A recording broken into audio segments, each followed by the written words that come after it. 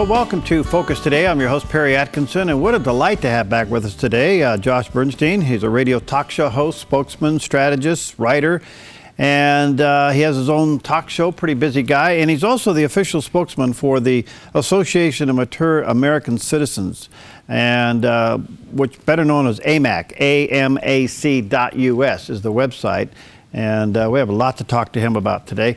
Hey, Josh, how you doing, bud? I'm doing great. It's great to be back with you. Yeah, nice to hear from you. First of all, give a plug for AMAC. Absolutely, yes. AMAC, again, the conservative alternative to groups out there like AARP. We basically put our members first. We put seniors first. You can find out more at www.amac.us.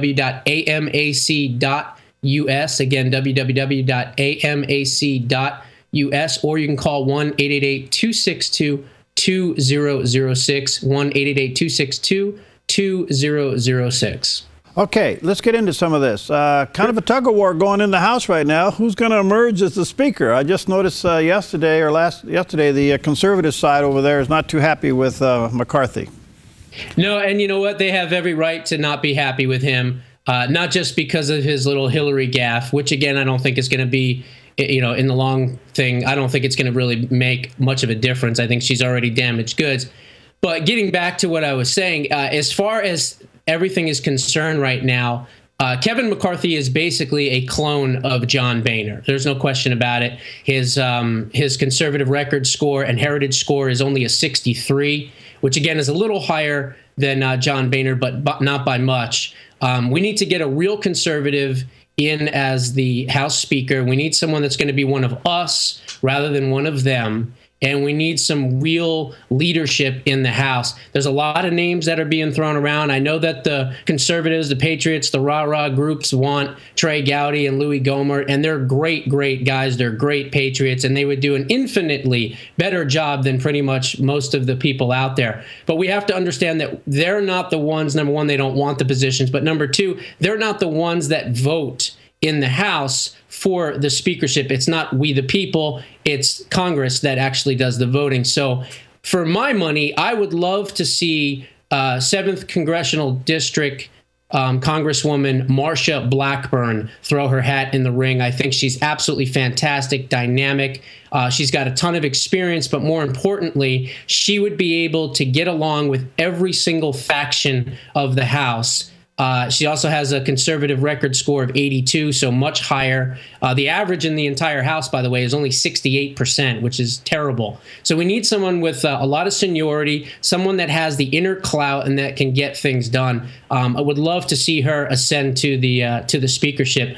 But again, you've got Jim Jordan, you've got Jason Chaffetz, you've got some really good players that are looking at it as well. All I can say at this point is 218 is the magic number, and if the Freedom Caucus holds together, stays together, and doesn't split off, then we have a good chance of putting a real conservative in as House Speaker rather than a Boehner clone in McCarthy. That was my next question. 218 is the magic number.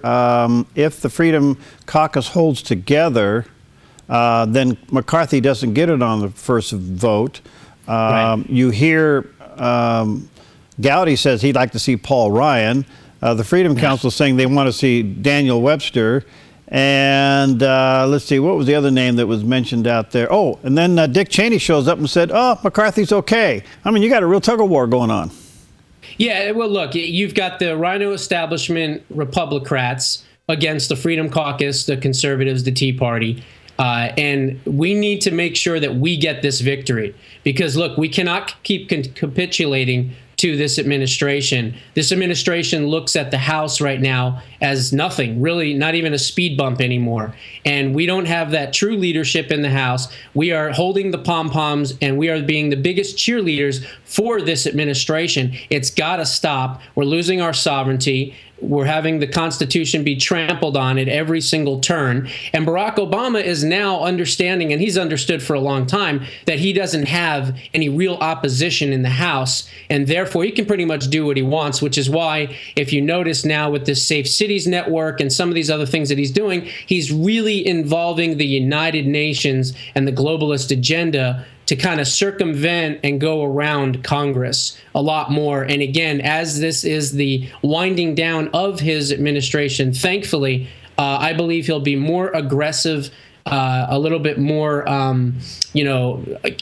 careless, if you will, against the Constitution and what the people want. I think he has an agenda to remake and transform the country, and nothing is going to stop him. So that's why we need someone that's actually going to put their foot down, stop this administration dead in its tracks, and let's try to salvage what we have until 2016. Tom, let me see if I can get a couple of other quick questions. Is Biden getting in, from your opinion? Look, I don't know 100%. I know that some of the people are saying that he's leaning towards it. He just lost his son here recently. I believe that that's been absolutely devastating. My thoughts and prayers do go out to him and his family. But you have to understand, I think what he might understand, or at least I hope he understands, is that he has the Obama administration's record wrapped around his throat. And in this case, if he's going to run, what can he run on to say that the next 4 years are going to be any different than what they are? It'll be a continuation. It'll be a third term, if you will, God forbid, for Barack Obama. And so I don't know. I'm not 100% sure if he's going to jump in. He may jump in, but I got a real good feeling I don't believe it's going to be Hillary as the nominee. So if he doesn't jump in, then you're looking at an admitted, committed socialist in Bernie Sanders, which should frighten everybody to show how far to the left this country, unfortunately, has been moving. I want to get you back and have you answer the question, what's the difference between a Democrat and a socialist, but that's for another day. All right, the Democrats want to limit their debates, and that's pretty obvious why. In the meantime, the president's on a plane coming to Oregon to try to make good of what he did for the victims and their families in Roseburg, just up the road from where we are right now. And I can tell you this, there's probably a bigger pushback of not wanting him to come than there are those who want to come. Do you think this has any kind of residual impact? Not in particular. I mean, you're talking about a very blue state in Oregon. You're talking about a state, for the most part, that is pretty pro-gun control. So I don't know. I mean, look, it's an unfortunate thing that this happened once again in a gun-free zone. Let's point the fact out that these things happen and they occur in gun-free zones. This was a targeted attack against Christians. We do know that as well. And look, the media is going to do whatever they can to try to say that it's the guns that are the problem and not the people that are actually using the guns. So I don't know. I know that there's been a lot of controversy on him going there. I believe that most of the people in and around the area feel as though if it was so important, he would have left that day to go out there instead of, doing his photo shoot where he's going to sit and be in the hospital or be with the people with his arm around them, giving them all a thumbs up, saying, that I'm with you. So I think that there's a lot of political aspect to this, and I believe that the people in Roseburg are smart enough to have realized that. All right, let's go over to the Republican side quickly. Trump's still up there, and we got Dr. Carson really coming up strong. Rubio's up there. What's your feel? Where's this going from your perspective? Well, look, I've said this many times, the only person that I feel can really beat Trumposaurus Rex is Donald Trump, because he's the one that if he says something so horrific, abhorrent, abrasive that it just ends it all, then that'll be when it happens. But ultimately, I just, I don't see him withering away anytime soon. I understand that Carson is doing much better. My three favorites, again, are Donald Trump, Ted Cruz, and Bobby Jindal. I really like him a lot, too. As a matter of fact, I would say that Bobby Jindal and Ted Cruz are truly the only real, true conservatives in the race. I do like Donald Trump, and I think he's more of an independent businessman with enough conservative-leaning credentials, obviously to be passable. I think he would do a great job, but ultimately, this race is still, in its infancy for the most part, but he's doing very, very well. And what's interesting about it is he's coalescing. And for him to get the possibility of the Teamsters endorsement or some of the union endorsements, it just goes to show you what the left has done with the Trans-Pacific Partnership, that the unions are very upset because of that agreement, that trade deal goes through. It's going to suppress American wages. It's going to kill manufacturing. And I believe that the payback could be, for the first time since Ronald Reagan, a Republican candidate is actually endorsed by the Teamsters Union, but we'll have to see how that rolls out. All right. Josh, thank you, my friend. By the way, those who want to get a hold of him, you can go to Josh Bernstein politicalwriter.com. That's his website. Josh Bernstein's, politicalwriter.com. Is that correct? That's the website? It is. I also have started a brand new television show, too. Oh, really? So you can go to YouTube and look for Josh Bernstein Television, and you'll find tons of information. How long is it? What's that? How long is your show? It's about 50 minutes, 45, 50 minutes each week. Well, contact us here at the Dove.